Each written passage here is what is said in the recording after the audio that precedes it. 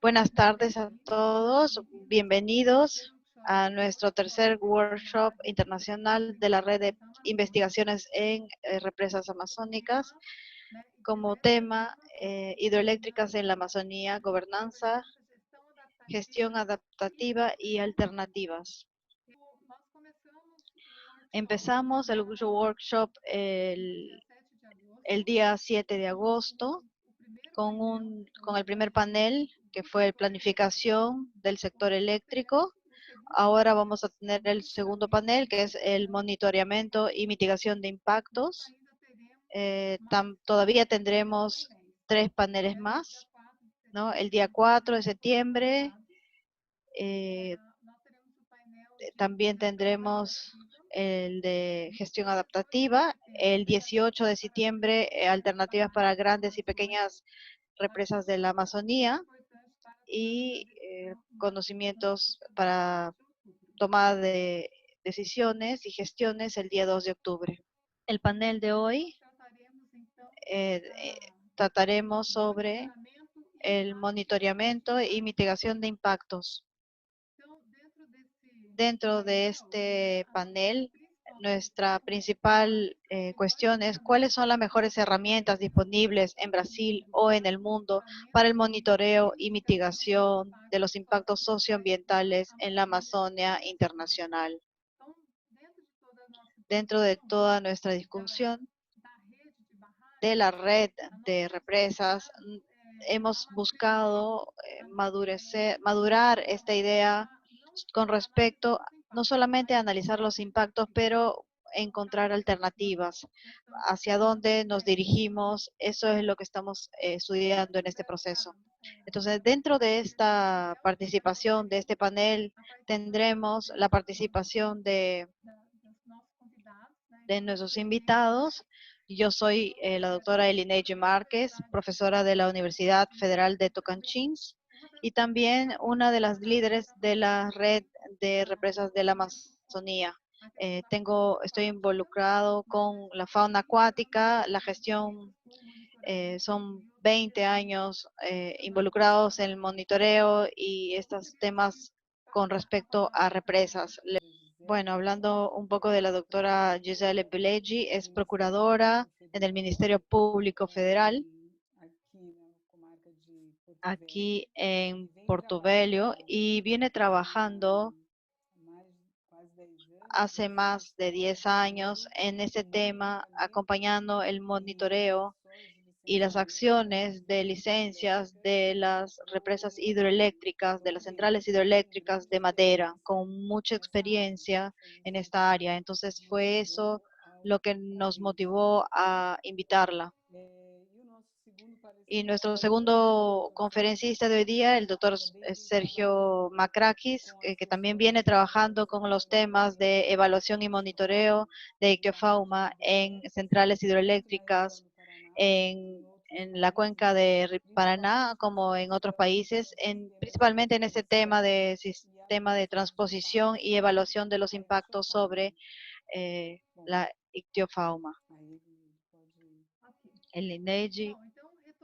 Entonces, retomando la conversación, comenzaremos por hacer un pequeño comentario para localizarnos dónde está el monitoreo y la mitigación de los impactos en este proceso de construcción de hidroeléctricas. Lo que hemos visto es que el proceso de construcción es un proceso largo,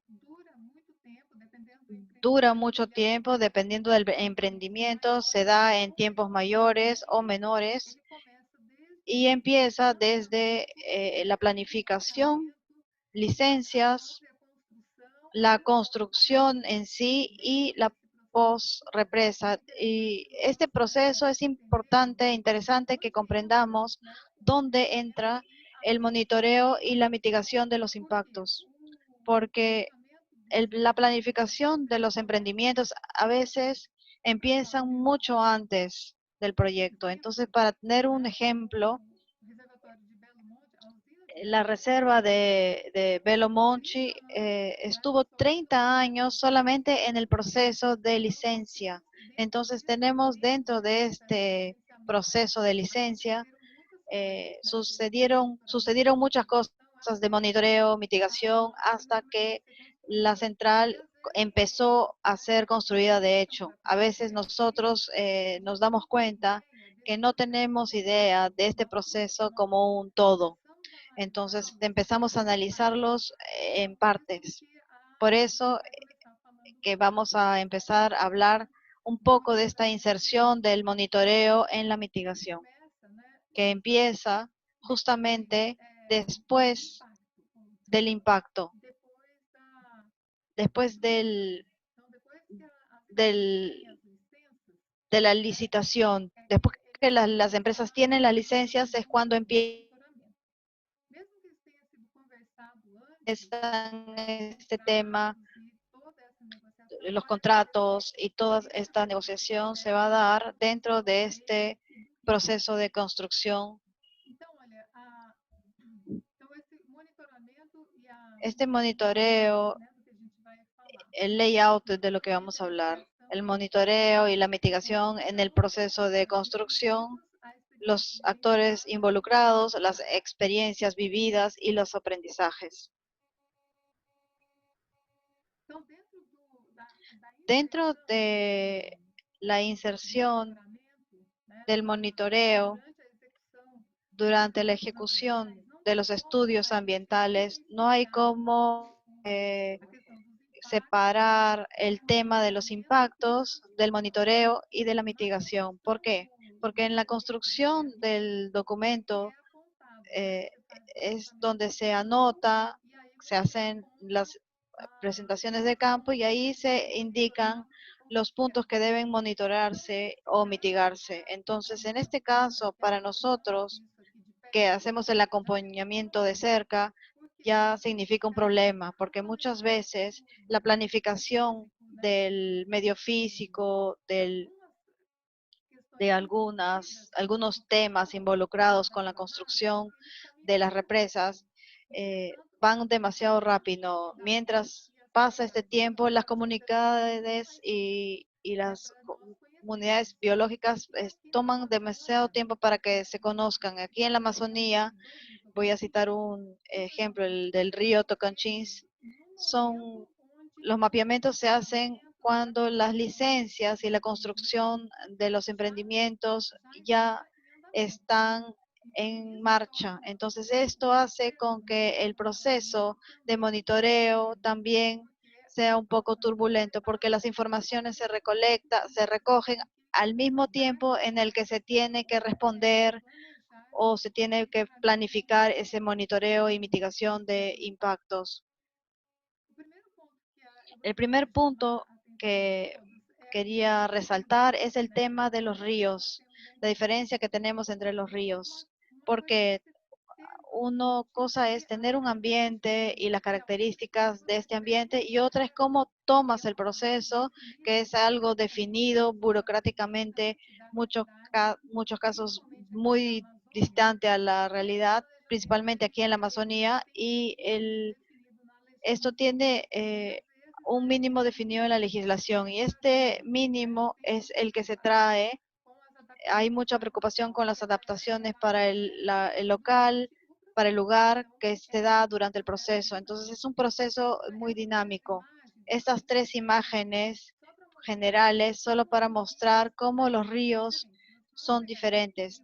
Si tomamos el río Madera, es un río que tiene muchos sedimentos, entonces tiene un sistema de cargamento diferente, las comunidades, lo que hay dentro del sistema es muy diferente lo que tendríamos en el río Xingu, que es este que al medio, y la del lado derecho, el río Tocantins, que a pesar de ser dos ríos de aguas claras, también son bastante distintos en su estructura, en composición de especies y en la historia hidrológica. Y los monitoreos siguen los mismos estándares, digamos.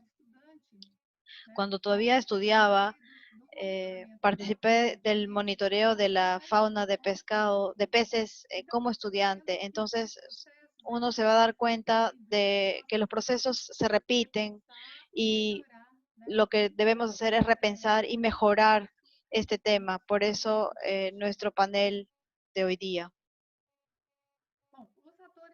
Los actores sociales dentro, acá tenemos indicando solamente algunos que son, me parece, importantes. Eh, Celia y Sergio, que también tienen contribuciones para hacer de otros puntos de vista, pero dentro de estos actores sociales tenemos acá el poder público, que es representado tanto por los gestores, por los órganos de licencia, por los órganos que toman las decisiones y varios líderes municipales, estatales y federales. Eh, Tenemos también la licencia dándose a nivel federal. Entonces, la distancia de los locales también es un factor importante porque evita que conozcamos los problemas locales en detalle. Necesitamos reducir este tipo de distancias. Los actores del poder público, muchos casos, los órganos de licencias y el Ministerio Público, los que son más cercanos, trabajan mucho a nivel local y a veces los órganos que son planificadores están trabajando en una escala de tiempo y espacio muy distante de donde estamos. Entonces, estos agentes, hay una dificultad de comunicación entre ellos también. Tenemos acá los agentes económicos y en estos agentes, de los intereses de cada uno de estos agentes, existe una tensión muy grande de conflictos de intereses. Y estos conflictos durante el monitoreo y el manejo, a veces tenemos un destaque de algunos de esos actores que son los que tienen más fuerza política, poder económico, y este proceso también se influencia mucho por esta composición de actores, de factores en el lugar. Eh, a pesar de tener una experiencia de muchos años con el manejo de la fauna de peces, en los últimos años he trabajado mucho con el tema de los impactos socioambientales. Esto me ha enseñado mucho. Entonces, creo que esta proximidad del conocimiento del proceso como un todo, aun quien actúe en los procesos, en la academia o en otros ambientes, a veces no tenemos esta visión del proceso como todo. Las experiencias vividas, lo que hemos vivido acá en Tocantins, la participación de las audiencias públicas, del monitoreo y también en este monitoreo antes, durante y después de la represa. Entonces hay una diferencia muy grande. Entonces, viendo dentro de este proceso, debemos repensar, ubicarnos, posicionarnos dentro de esta línea de tiempo y espacio donde podemos mejorar, porque tenemos muchas ventanas para ver y para resolver. Entonces, las audiencias públicas ya las discutimos en algunos momentos, son agilizadas, son, tienen buenos resultados en algunos casos. Tenemos el caso de la hidroeléctrica de Santa Isabel, que fue un caso revertido por la actuación de IBAMA y del Ministerio Público también, pero el IBAMA cuestionó mucho a los técnicos, hicieron pareceres muy consistentes y consiguieron la suspensión de la hidroeléctrica de Santa Isabel. Entonces, es uno de los ejemplos que, que la audiencia pública puede tener buenos resultados. También tenemos la hidroeléctrica de Poeras, que previsa en Tocantins. También fue suspendida por este tema de las audiencias públicas. Entonces, la preparación de las personas para participar de estas audiencias públicas es un factor muy importante porque los órganos que dan las licencias necesitan el apoyo de la comunidad y de todos los actores sociales para que podamos repensar este tema. Bueno, entonces el monitoreo ha acompañado, hay una diferencia muy grande en el tiempo, en la cantidad de los locales y la forma en que se hace este monitoreo y que no permite la comparación. Aquí tenemos en las próximas diapositivas con mucho texto a propósito, porque no sabía que no me iba a alcanzar el tiempo, pero quiero resaltar los trabajos y los estudios que se han hecho asociados a estos monitoreos y acompañamientos. Aquí con la experiencia de la red de represas, vemos que todos estos estudiantes que están en las fotos son algunos, tenemos muchos más que no están acá en estas fotos, pero que tienen trabajos muy consistentes con respecto a las represas y a los impactos que estos emprendimientos tienen en estas áreas, desde construcción civil, seguimiento de impactos, de la actuación de los órganos ambientales. Entonces, existe material para nosotros poder producir y marcar una diferencia en el ambiente en el que estamos. Tenemos una serie de desafíos que fueron levantados a partir de estas conversaciones con estos investigadores que están enumeradas, que pueden ser leídos, revisados y también discutidos en otros momentos. También me gustaría resaltar el tema de la continuidad de los monitoreos, que me parece que es un factor muy importante, porque los monitoreos son descontinuos. Entonces, se cambia el equipo, se cambian las empresas, existe un cambio que parece que fuera hecho a propósito y no facilita la continuidad. Y las personas que están involucradas, el tema del ambiente, de todos los impactos, hay documentos consistentes, necesitamos darle visibilidad a esto y discutir esto con más profundidad, juntando los actores sociales. Para finalizar, me gustaría poner el habla de uno de los indígenas que participó de uno de los talleres que tuvimos con los atingidos, eh, junto de las represas de Xingu, Belo Monte, de Estreito, y él dijo algo: estamos hablando y ustedes aquí no están oyendo. Entonces, esta frase representa mucho que en este proceso de monitoreo y seguimiento tenemos varios trabajos que explican y dicen esto, que relatan que los problemas se vienen repitiendo en todos los emprendimientos. Esto se está informando, pero en función del apuro de los procesos, de la rapidez, no hemos conseguido de repente trabajar con claridad y detalle. Muchas gracias a la oportunidad que me dan de presentarlo. Le paso la palabra a la doctora Gisele.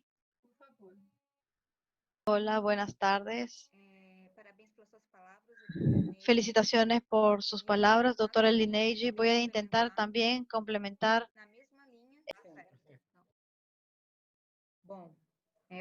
Bueno, buenas tardes a todos. Es una alegría participar de este trabajo, de este workshop internacional sobre investigaciones sobre represas amazónicas. El tema es bastante complejo.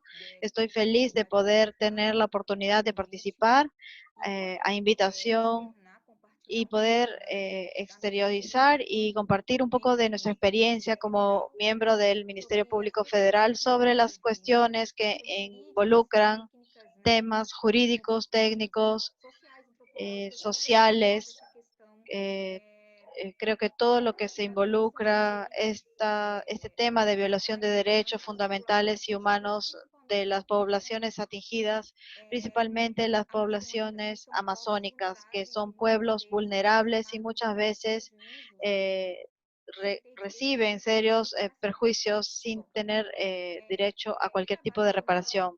Trabajo en el Ministerio Público Federal hace 10 años, casi 11 años, hace 8 años estoy en Rondonia y trabajo con hidroeléctricas. Mi gabinete es un gabinete de grandes emprendimientos, involucra emprendimientos hidroeléctricos, impacto de estos emprendimientos, derecho ambiental, comunidades indígenas.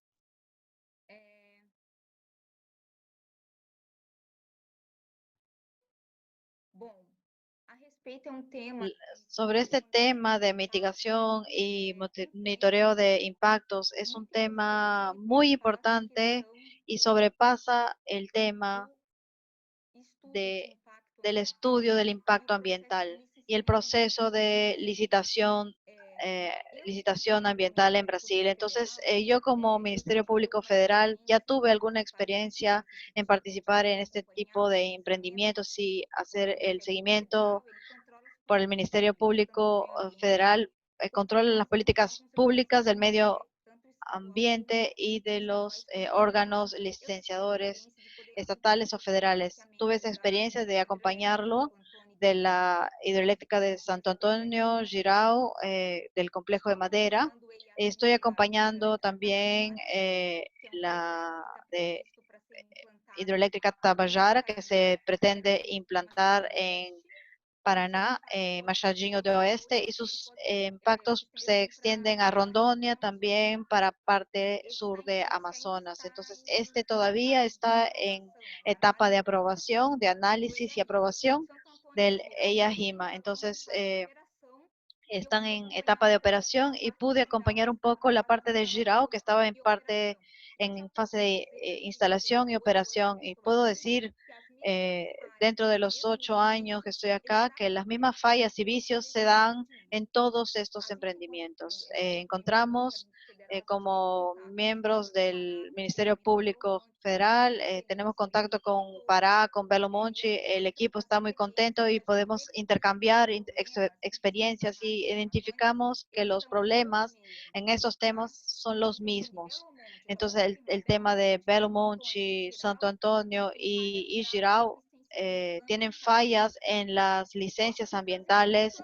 Puedo traer un momento anterior que también este proceso de licencia ambiental presenta fallas en la parte de planificación, en la etapa de planificación, en donde debe haber la participación popular en la etapa anterior al EIA-JIMA. Sabemos que se suprimió, la población local no participa de la elaboración, construcción de planificación regional y tampoco de elaboración de términos de referencia para producir el estudio de impacto ambiental. Ahí empiezan los errores, porque hay muchas comunidades que quedan invisibles, tierras indígenas y poblaciones urbanas y rurales también que quedan al margen. Y lo correcto sería que para no tener estos impactos tan grandes que han habido y que siguen habiendo, necesitaríamos tener una mayor clarificación de la participación antes de la elaboración del EIA-RIMA. Planificación regional debería tener un espacio regional para que todas las partes y actores, desde consultores, empresas que colaboran con ella RIMA, los emprendedores, los agentes políticos, el poder público, órganos licenciadores y representantes, cientistas, investigadores y población atingida deberían sentarse en la mesa y hacer el documento para elaborar ley AJIMA. Entonces, como esto no se da, empieza esto con una serie de fallas y vicios que se van acumulando durante todo este proceso de ley AJIMA hasta la expedición de la primera licencia del emprendimiento. Entonces, el proceso de licenciamiento hoy en Brasil principalmente en temas de implementación de represas en ríos amazónicos, puedo afirmar que la finalidad está completamente desvirtuada porque la forma como se produce tiene fallas graves de calidad de estudio, porque no identifica con precisión que debería precisar, no se hace el análisis correcto y no prevé los impactos que se deberían prever. Entonces, la evaluación, que es el objetivo del proceso de licencia, se queda perjudicada.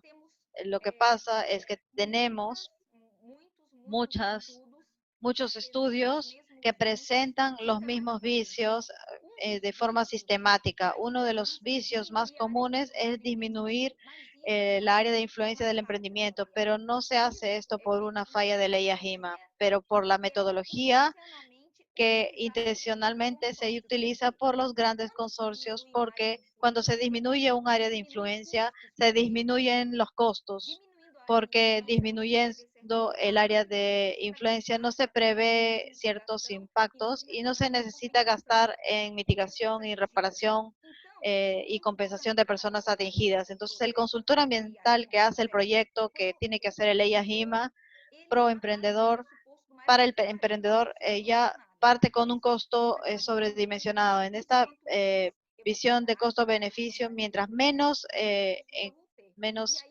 encare, menos costo voy a tener. El primer problema grave que se tiene que corregir es este. Aunque sea a través del medio legislativo, hay algunas cosas que de las licencias, a pesar de tener una política de medio ambiente fuerte, con una envergadura constitucional, que fue luchada y conquistada desde los 80, ahora vemos que hay una tendencia a flexibilizar algunas normas. Entonces hay que prestar atención que el proceso necesita una reforma legislativa en la parte en la que el emprendedor contrata al que elabora el EIA-JIMA. Él es el que paga, el que analiza e influencia en la conclusión. Entonces se compra el EIA-JIMA y el EIA-JIMA no viene falso por error, viene porque intencionalmente se acordó con el emprendedor y el elaborador del estudio para que venga y termine en esta forma. Entonces, por mi experiencia de 10 años, puedo afirmar que hay una fábrica de EIA-JIMA que se compra para no funcionar. Esto es una constante, una sugerencia que me pasa por la mente estos 10 años. Creo que el emprendedor podría pagarla, pero el órgano licenciador por sorteo tendría un registro hecho anualmente por las constructoras y con un sorteo se elegiría la empresa registrada, habilitada, y se rompería este vínculo que está siendo perjudicial para los estudios porque no hay parcialidad, ahí no hay imparcialidad. Entonces se van a dar cuenta que todos los emprendedores y todos los consultores siempre optan por la aprobación del proyecto. Entonces hay impactos irreversibles, destructivos, graves, de magnitudes muy grandes, pero aún así siempre va a haber una medida mitigadora que se va a encontrar para poder estimar este impacto ambiental en esa localidad, aunque sea preservada, siempre va a ser por aprobación, a no ser que en el propio contrato del emprendedor con el consultor, si por acaso llegaren a la conclusión de desaprobación, el constructor no va a pagar la última parte del contrato, es una relación perjudicial, es una relación que debe romperse. Entonces, ¿quién va a escoger los estudiosos, investigadores que hagan el EIA-JIMA? Tiene que ser el órgano licenciador por sorteo o por algún criterio preestablecido y el acreedor solamente hará el pago, nada más. Mientras no se haga esto, se van a repetir estas fallas continuamente.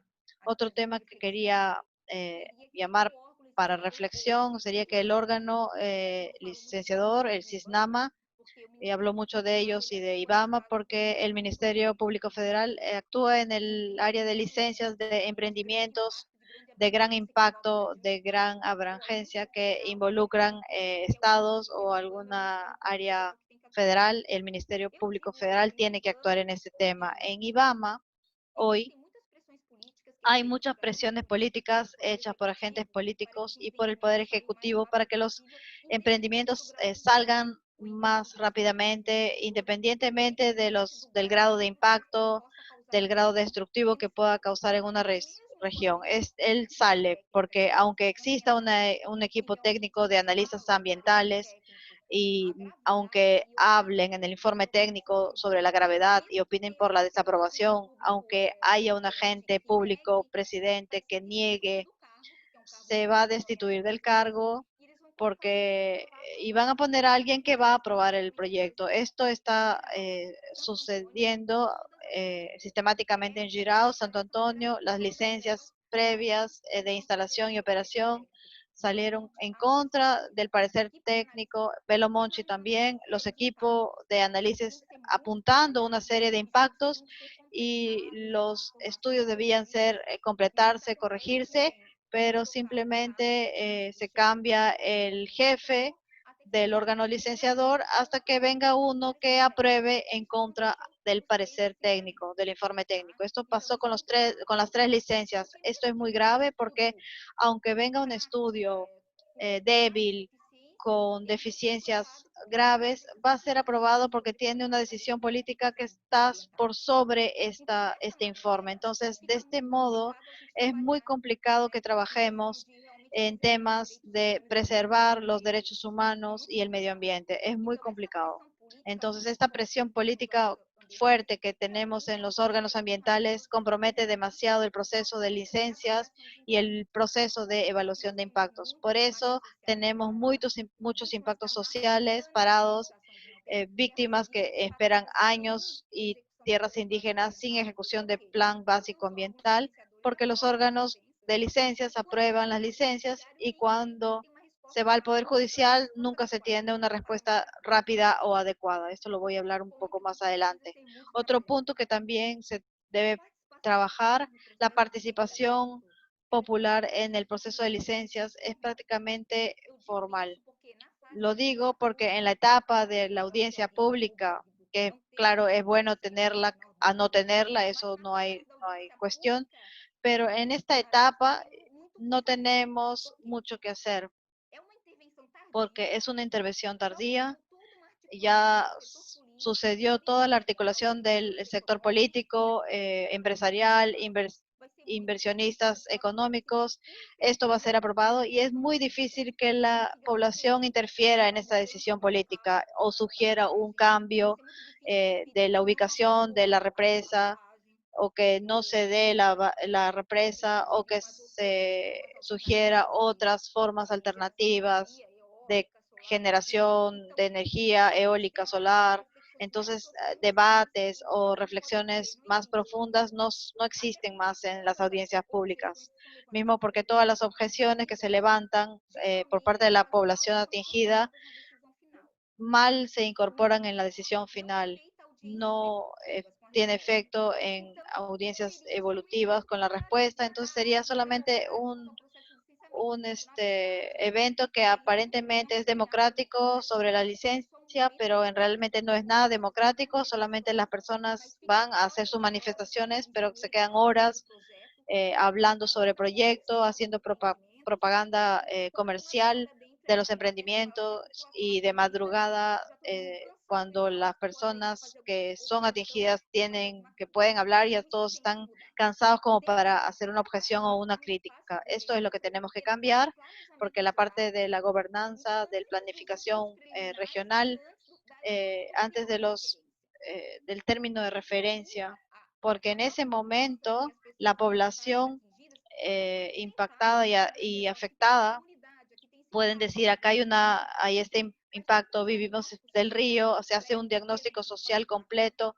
con participación construido de forma compartida que va a mejorar esta calidad del río. El término de referencia es muy importante que tenga la participación popular en la elaboración del EIA RIMA cuando se haga un nuevo evento antes que el equipo técnico analice y antes que se apruebe. La participación, la consulta o audiencia pública, no un evento, es un proceso de varias etapas. Entonces, estas etapas deben ser explicadas y compartidas con la población desde el inicio. Mientras no tengamos una participación popular efectiva y concreta, continuaremos teniendo los mismos problemas. El tema de la estandarización de los términos de referencia, la falla de IBAMA y los órganos estatales, todo está muy estandarizado, podría ser más detallado, podrían ser más con ejes temáticos más específicos y construidos con la población afectada. Esto no se está dando. Si conseguimos construir un término de referencia bien detallado, tendremos un estudio más profundo y con una mejor metodología, sin mucha sorpresa a futuro, y por esto la responsabilidad de la construcción de los términos de referencia de la población, de los órganos de control, de asesoría pública, Ministerio Público, Derechos Humanos, etcétera. Personas que, sociedades civil y Você universidades. tem mais 3 minutos. El subdimensionamiento del área de influencia, que es una falla sistemáticamente usada, el tema de la superficialidad de los estudios. En el EIA-HIMA, el menor anexo es el anexo sobre los impactos sociales. Hay varios anexos en este estudio, la parte ecológica, eh, ambiental, medio físico, pero la parte social más relevante o impactante es la parte más pequeña, es el menor equipo, el más simple. Necesitamos mejorar la calidad en los estudios ambientales, en el tema del tópico de medio socioeconómico, es lo que necesitamos que sea más profundo. Y el IBAMA solamente analiza impacto ambiental transversalmente y a veces impactos sociales, pero hay una deficiencia de esta parte social por este mismo motivo, porque siempre hay un diagnóstico socioeconómico deficiente que no refleja la realidad local, las actividades tradicionales que se usan, las tierras indígenas, fuentes de renta, no hay diagnóstico y lo que se ocurre se producen daños irreparables. El registro socioeconómico también es un documento importante que va a habilitar a las personas que reciban los programas. Pasa que estos registros de los 3 emprendimientos que ya Tabajara están menos de un quito de las personas que deberían estar porque el emprendedor es menor, subdimensiona el área de influencia y excluye la mayoría de poblaciones. Se hace un registro muy pequeño y deja por fuera todas las personas que también hacen parte de estas personas afectadas. No solamente es el desplazamiento físico, hay desplazamientos económicos en los que las personas toman sus fuentes de rentas, recursos naturales y las dejan tiradas a su suerte. Entonces, esto debe ser muy bien trabajado y todos los impactos colectivos o individuales, materiales e inmateriales deben ser adecuadamente reparados. No vemos que esté pasando, mal se da una indemnización que no representa ni la tierra, mucho menos que la creación de renta del río o de la selva en la que vive la persona. Hablé sobre la adopción del concepto restricto del afectado.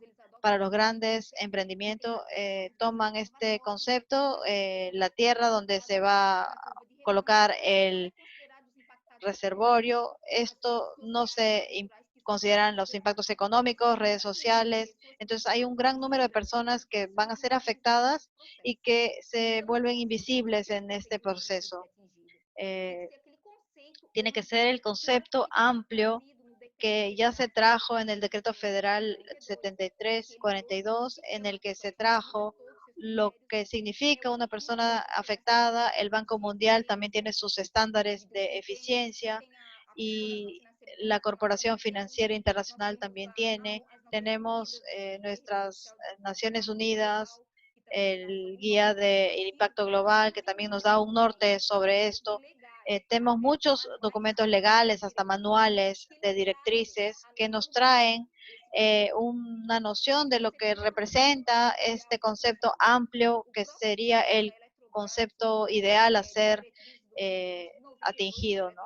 Eh, el plan de Electrobras es perfecto y categórico en lo que es una persona afectada. Lo tenemos, pero no es usado porque el sector económico no lo quiere usar, no es por falta de fuente legislativa. Entonces tenemos también, como todos saben, tenemos medidas de mitigación ineficientes que no sirven para nada. Solo se hacen informes de monitoreo de los impactos que no implementan ninguna medida de corrección. Cuando hay el monitoreo es corto, vemos que hay impactos que se dan sucesivamente por años y años después de la operación, entonces estas medidas son ineficientes y no hay control social sobre las mismas. Debe haber un espacio de gobernanza para que estas medidas, como los programas de mitigación, sean el monitoreo, se pruebe también el grado de eficiencia de estas medidas. Doutora Gisele, A resaltar un punto, un tema que está dando mucho perjuicio con respecto a los derechos humanos de las poblaciones atingidas, afectadas, no es solamente practicada por el Poder Ejecutivo, por los órganos de licencias o por los agentes económicos. Me parece que también la mayor gravedad es en el Poder Judicial, porque Belo Monte y Santo Antonio, Girau, la hidroeléctrica del Espíritu, puedo citar una serie de emprendimientos en los que las decisiones de primer grado se les aseguró el derecho de las poblaciones afectadas, indígenas, su población rural, urbana, se aseguró, pero la liminar fue incautada por este instrumento que es la hierba maligna de nuestro sistema jurídico, es responsable de la violación de innúmeros derechos fundamentales. Este instrumento le da poderes al presidente del Tribunal de Justicia o presidente eh, de para por motivos políticos anular estas decisiones. Tenemos muchas fueron derrubadas por criterios políticos. Entonces, si tenemos ahora la constitución de Belo Monte en esos términos y de los otros emprendimientos con tantas víctimas sin ningún tipo de reparación, se debe esto a esta decisión, a esta medida. Una medida sería revocar este ordenamiento jurídico. Esto ayudaría bastante.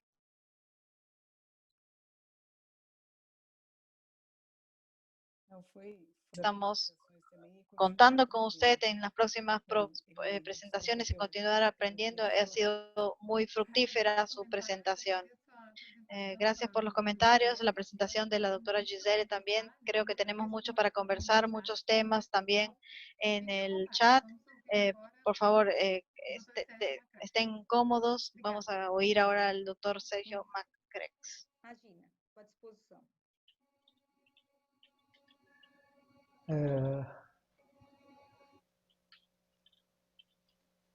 Bom, boa tarde a todos. É uma satisfação imensa de estar aqui participando desse workshop, né? Muito importante aí para a região. Uma região que hoje cada vez mais está aos olhos do mundo. E de uma discussão, né? De uma abordagem bastante controversa, bastante polêmica, que a pressão que a região vem sofrendo já, no sentido das implantações aí dos novos... La presión en región, la implementación de nuevos emprendimientos. Entonces, nuestra experiencia de mostrar ese trabajo E aproveitar também aí para agradecer a comissão organizadora, né, pela coragem, pela ousadia, em que até final do abril nós íamos fazer presencialmente e eles de forma bastante rápida e competente estamos aqui agora de forma virtual dando continuidade, né, a essas questões. Bom, a minha apresentação ela é muito ilustrada com imagens, com figuras. Eu acredito que ela venha a responder ou falar muito melhor às vezes do que eu. E é claro que eu espero que que a futuro bacia, subbacias, né, las do cuencas o Amazonas não subcuencas se del tornem Amazonas amanhã no se vuelvan o que mañana. se tornou o Alto Rio Paraná. Então, os tópicos gerais aqui, eu vou falar Alto, rapidamente do nosso grupo de pesquisa, tanto do desenvolvimento das hidrelétricas no Alto Paraná, um estudo que foi, né, dos poucos estudos prévios aqui na bacia, na subbacia do Rio Iguaçu, um estudo de migração de peixe que foi aí o nosso precursor, né, dos nossos estudos de avaliação, estudos da áreas de reprodução, né, e a questão da passagem de peixe, que é a discussão do nosso carro-chefe, tá? Depois a gente vai mostrar melhor isso. E finalizando aí, né, o nosso laboratório de ecohidráulica aqui, né? O nosso grupo de pesquisa, então, é um grupo voltado à tecnologia, né, de desenvolvimento aí em ecohidráulica, né, com o objetivo aí de conservação dos recursos pesqueiros e hídricos, né? Nós temos, então, diversas parcerias nacionais e internacionais, como a gente pode mostrar aqui, e os pesquisadores internacionais, né, nós temos, então, aí o Steve Miranda da Universidade do Mississippi, que também trabalha, né, junto ao Serviço Geológico Americano, o Ted Castro, lá de Massachusetts, o Javier, da Universidade de Valladolid, agora, recentemente, o Hubert, né, da Universidade de Viena, e o Eric Baran, que, de uma certa forma, graças a ele, hoje nós temos aí somos consultor internacional dos empreendimentos que estão propondo no mainstream, na calha principal do rio Mekong, né? Então, no desenvolvimento das hidrelétricas, aqui teríamos aqui o Alto Paraná, como a gente pode ver, e no levantamento que nós fizemos em posse do site da ANEEL, nós temos aí já, né, vários estudos ainda em andamento para implantação nessa região, quase em torno aí de 1.000 empreendimentos ainda se pretende, né? E a maioria deles, então, com médios empreendimentos que se propõem aí, que são as PCHs. Como o nosso carro-chefe é a discussão das passagens para peixes, né? A gente, então, avaliou, principalmente por meio de imagens, porque quando a gente solicitava as informações, elas não chegavam. Então, nós conseguimos levantar que em torno de 9% em torno dispõe de passagem para peixes. E aí, então, nós fizemos aí um esboço de que 48% dessa região está bloqueada porque não dispõe de uma conectividade por meio de uma passagem para peixe. Então, nesse primeiro estudo, no Rio Iguaçu, Entonces, en este primer a estudio, última hidrelétrica, né, que se propôs lá e hoje ela já está em funcionamento, que é a UHE Baixo Iguaçu, ela fica então localizada aí a jusante de Salto Caxias e a montante das Cataratas do Iguaçu. Nós fizemos aqui, eu vou mostrar para vocês o primeiro ano de estudo, depois tiveram mais 4 anos praticamente, né? E aqui nós temos o resultado do primeiro ano, mas já está bastante ilustrativo, a qual nós tivemos uma preocupação, então, principalmente dos tributários, es una preocupación principalmente tanto no alto, no médio e no baixo de cada tributário, né, que desaguasse na calha principal do Rio Iguaçu. E, é claro, utilizando diferentes apetrechos de pescas. Então, aqui nós temos aonde ficaria localizado, praticamente é na zona de amortecimento do Parque do Iguaçu. Aqui tem uma descrição, né, dos apetrechos que foram utilizados, numa perspectiva aí de amostrar a diversidade. E aqui nós podemos ver, então, que no eixo da barragem, nós temos a montante, então, né, todos os tributários e a distribuição dos apetrechos de pesca, no sentido de poder cobrir todas aquelas áreas. Então, nós temos a característica de cada apetrecho desse, vem, então, a suprir aí as informações necessárias. Ilustrando, nós temos aqui a amostragem, o trabalho no laboratório que aquí foi les feito, puedo mostrar e aqui resultado los prévio, lagos y acá tienen el resultado donde se puede ver que nos llama la atención que el 32% de las especies endémicas tienen una característica muy marcada. Y ahí tenemos una migración supuesta de larga distancia. Ahí podemos ver la reproducción, se puede observar que está aumentando el emprendimiento.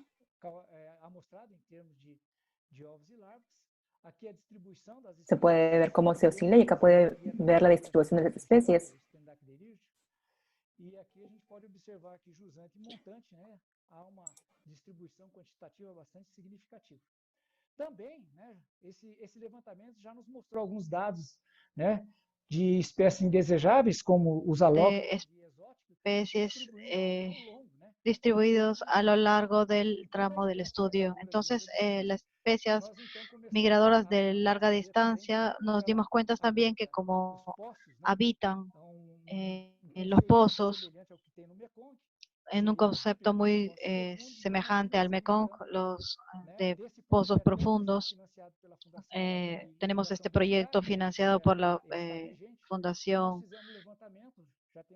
Bochcar, que está vigente. Tenemos 22 pozos profundos donde habita esta especie, donde tenemos los primeros diseños de estos locales y buscando que estos locales sean protegidos, pues porque por tratarse de una especie muy vista para la pesca de difícil control, porque hay una región que tiene margen con Argentina. Este es el primer estudio de la migración, de marcación y recaptura con enfoque en las especies objetivo de migradores de gran distancia. Acá la piracema va de octubre a marzo. Esto fue financiado por Itaipú, con varios órganos, con la marca externa que confeccionamos diversos lugares de marcación y el proceso de certificado de premiación. Y lo que nos llamó la atención como resultado después de 10 años de estudio, en este periodo teníamos 32.000 peces mascados con una recaptura de 3%, pero lo que nos llamó la atención es que 41% tuvo un comportamiento lateral a consecuencia de las variables que analizamos. Montamos 4 grupos de los análisis de agrupamiento. Y acá algo más interesante en detalle.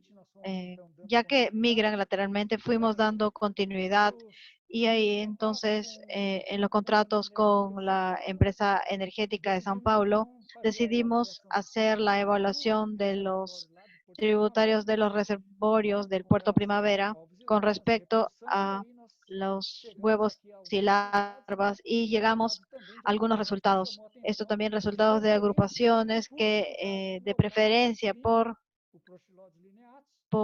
como es el caso de Curín, que tiene preferencia del agua PI, que ese es tributario, que el último tributal que queda junto a la hidroeléctrica de Yupiá. En el tema de los pasos de peces, también tenemos evaluaciones en el canal de Piracema, pero nuestro tiempo no nos alcanza, pero les voy a mostrar algunos de los estudios que hicimos en Puerto Primavera. Inicialmente, antes de finalizar el emprendimiento, hicieron una escala de Puerto Primavera, tiene 470 metros, un desnivel de 20 metros más o menos. En los primeros estudios hicimos el marcado y liberamos el ajustante con 2 puntos y se hizo un monitoreo con pixilometría y nos dimos cuenta que liberando en esos 2 puntos ya tenemos un comportamiento de encontrar la escalera que llamamos de atractividad diferente entre los peces y también resuelve el retraso. Para una de estas, tomamos el ejemplo de Piracema, en donde encuentran el paso, entran para la escala de peces, la eficiencia de transportar la escalera de cascudo que desprendió en 178 horas. Corimba gastó 1 hora y media más o menos para vencer esta subida de peces, y el estudio de comportamiento también, un estudio más detallado que nos llamó la atención y para nuestra satisfacción fue uno de los más leídos por la River Research y Applications. Fue portada del fascículo y es interesante hoy porque el abordaje del paso de peces ya se está considerando como una conectividad, posiblemente a consecuencia de estos estudios, mismo porque se supone que los peces hace poco tiempo solamente subían esta parte. Si bajaban, bajaban por las turbinas o por los vertidores. Entonces, en este estudio, con el Curimba, podemos observar que mejoramos mucho, hubo una mejora significativa en el tema del delineamiento y del estudio de 4 años, de 2012 al 2016, considerando 4 estaciones reproductivas y 4 no reproductivas, más o menos marcamos 1.400 peces, 800 en el lado de la ayudante y la mutante. Y también pudimos observar que el monitoreo que fue hecho con 8 antenas para el sistema, la atractividad varía cuando se libera la parte derecha del margen o izquierda, como también en el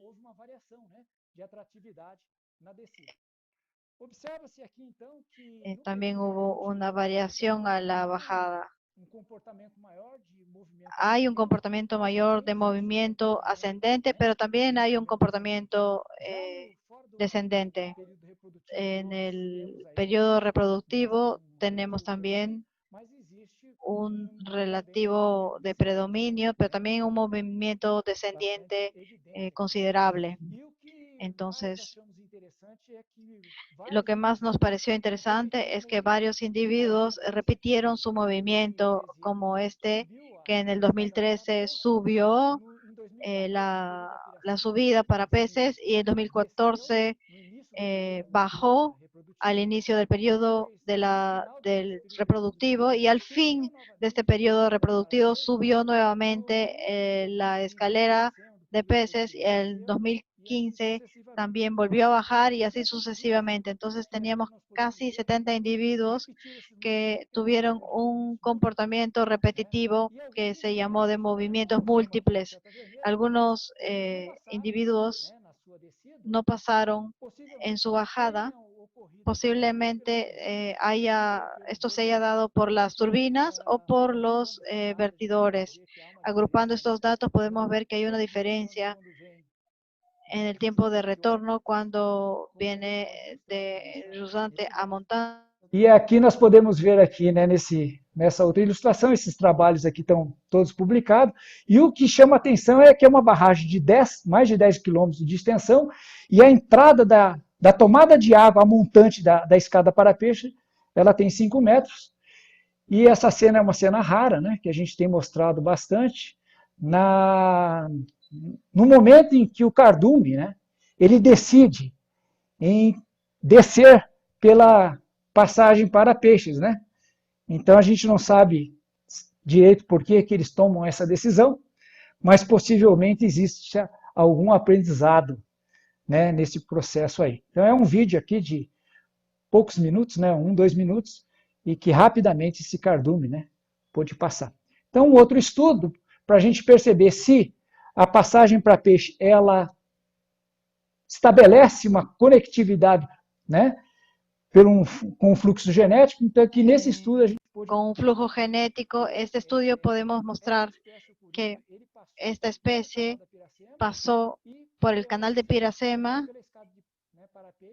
y por la escalera para peces, habiendo una relación fuerte de flujo genético entre el descendente de Cataratas de Iguazú y aquel tributaria Aguapeí, donde los huevos y larvas mostraron su preferencia. Solo para finalizar, nuestro laboratorio que se hizo fue financiado por FINEP y el equipo de investigación, el primero en América del Sur, es el laboratorio.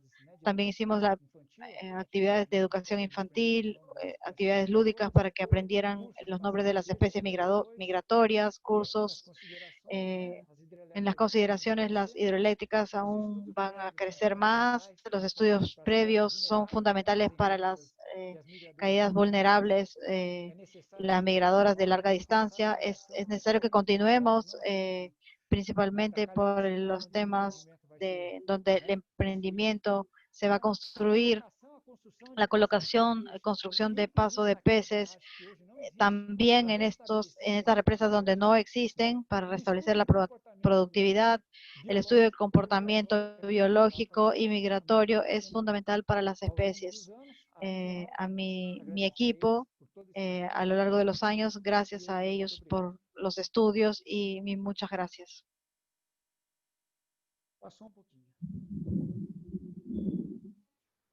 Obrigada, Sérgio, pela apresentação. Eu acho que você, Gisele, são mundos complementares, apesar Son de mundos que se complementan, a pesar que estamos en escalas diferentes, pero estamos conectados y tenemos que jalar el hilo de este. Eu gostaria de, primeiramente, agradecer a todos os nossos participantes que estiveram online, as questões, e aos nossos participantes aqui do painel. Acho que o debate ele é intenso e a gente deve continuar com a conversa. Entonces, quien está participando por primera vez, bienvenidos, estamos a disposición, inscríbanse en la página de la red, conectarnos todos. Recordar también que el día 4 al 9 tendremos otro panel que es la gestión adaptativa que se va a coordinar. Va a participar David Wegner y Wobing, y que son también una composición que va a generar una discusión bastante buena. Hemos aprendido mucho, les agradezco, que espero que nos encontremos en los próximos paneles. Sergio, muchas gracias. Gisele, muchas gracias por la participación, por el aporte, y vamos continuando con esta conversación.